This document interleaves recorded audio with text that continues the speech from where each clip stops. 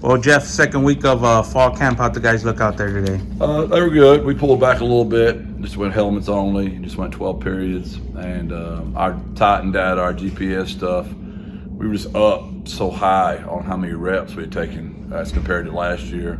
Last year, we'd only had 2 practices that first week. We had 3, and those kids are just burning their legs up like crazy. So, we tried to be smart and pull back and see if we can get a really great day tomorrow in Shell. As you've gotten a good look at the group here with this first week of practices, have any of the transfers or newcomers started to kind of assert themselves or carve out a role? I just hadn't seen enough yet. There's been nothing that's been done to disappoint me for sure. So, but I wouldn't say there's anybody in particular that's just jumped out. They've all been what we thought so far, which is very pleasing. We hadn't had any of those, what we bring them in here for yet. How about the leadership side? Anybody has stepped up in that way you might not have expected? We really don't ask them to. We just try to get them in here and learn what's going on. We've got so many guys that are already established leaders on our team. We haven't asked them. It's really 2 things going on here. There's 3 things going on. To simplify, you got a lot of returners going on their 3rd year. How do they handle boredom? You've got the guys that are next right behind them that have been here for a while, and it's time for them to where are they? Are they going to make it or are they not? And then you've got the transfers that are in here and the freshmen that are like drinking water from a fire hydrant because it's just so much. Installs, how hard we work. We're not out there long, but we've only got 2 reps. It's either a mental rep or a game rep, and every coach says that. But we really hold our kids accountable to a game rep. If they don't put a game rep on video, it's called a loaf, and there's going to be, it's a culture pillar violation. So we will then enforce the rules. Integrity this week? Yeah, integrity. What does that mean? For us, we always just talk about that. Don't be a man of situational integrity. We're all guilty of that. I know y'all get tired of my crazy analogies, but when things are going great, it's easy to be a good man. Where are you when stuff gets bad? And I've used the Memphis example. You got Louisiana Tech our first year. Well, same as crowd.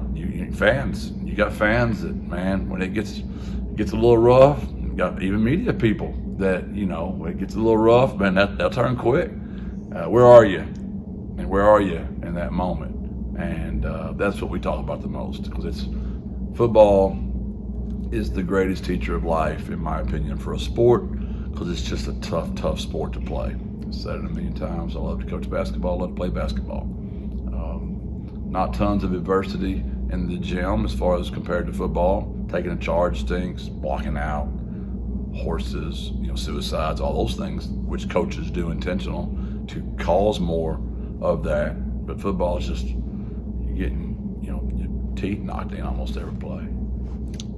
I want to ask you about Coach Stein. What have you seen out of him this first week as the new offensive coordinator, and kind of what are your expectations out of him the rest of this fall camp? I've been with Will so long. We lived together for that first year. I was at the University of Texas, and he's really smart, freaky smart. He loves football. He's very creative, and there's nothing that he has done nothing surprises me about Will. He's done it 2 years at Lake Travis, which I don't care what anybody says. Still, you having to make the call and you having to draw the scripts. You have to be in charge of practice. It just gives you help. It helps you, and it does help. This quarterback's returning, 3rd-year starter. Those 3 receivers help. If you're ever going to get to be an OC, other than your first 3 opponents, this is the time you want to do it with the personnel you got returning. We're talking to Franken here today. Is there anything he's shown you in the first week that you hadn't seen from him before, or anything new as far as that goes? Nah, he's golden. I wish there was something I could give you, but he's just who he is, man. Shows up every day, got a great smile on his face, works his tail off, and grateful to have him. I was watching him during the warm-ups today. He goes up and down the line and kind of hopping on people. And where does he get that energy from, He's just different. Yeah. Like, if you know Frank's different. Like, I had the singers out at my house, and Friday night, and they're all in the pool, and, he's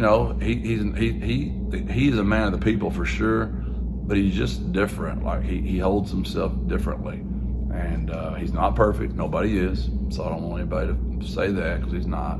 But he's just different. He's very mature. He's an old soul. On my podcast, you'd asked me to ask him what he thought about you the first time, and he said, as a surprise, he said that's kind of the way he's lived his life with those culture pillars. Do you kind of see that it's not new to him? We bonded pretty quick, but once I met his father and his mother, it just made sense. I think that's just the way they raised him, right? And that's one of a big culture pillar violation that I give me and my coaches. We're not their parents. Our job is to help. Our job is to assist. Our job is to just play a role in the development. And we hope whatever words we are saying are echoing what the parents are saying, and that makes it work better. So he did buy in quick, and as did a lot of those kids. But I'm surprised that he bought in that quick. I'll tell him thank you when I say it. So can you even remember a time when you had to just kind of, Harris, what are you doing? Oh yeah. Oh yeah. Our first year. Yeah. Frank in the beginning I don't think he really believed that I thought he was a good player and a good quarterback and a leader. So, but I don't know that it was his lack of belief in me as much as Frank is so hard on himself. I think what I've done for Frank, if anything, is just maybe allowed him to talk to himself and quit listening to himself. Just maybe giving him some help from his psyche. Because all of us, one of my biggest beliefs is our greatest strengths are our greatest weaknesses, and Frank's greatest strength is how hard he is on himself. He's never late. He's always 30 minutes early. He's just that guy. But he also holds himself to such a standard. I think it was self-destructive. So yes, many of those, or protecting him from injury. Me pulling him off the field, and he's just furious at me. And he thinks in his mind, I think he thought there was an ulterior motive, and there really wasn't. I was just trying to take care of him and get him better. And I think he finally understands that, that's what, how many times we've sat here together and I've said, he'll be fine, he'll bounce back. I just know him.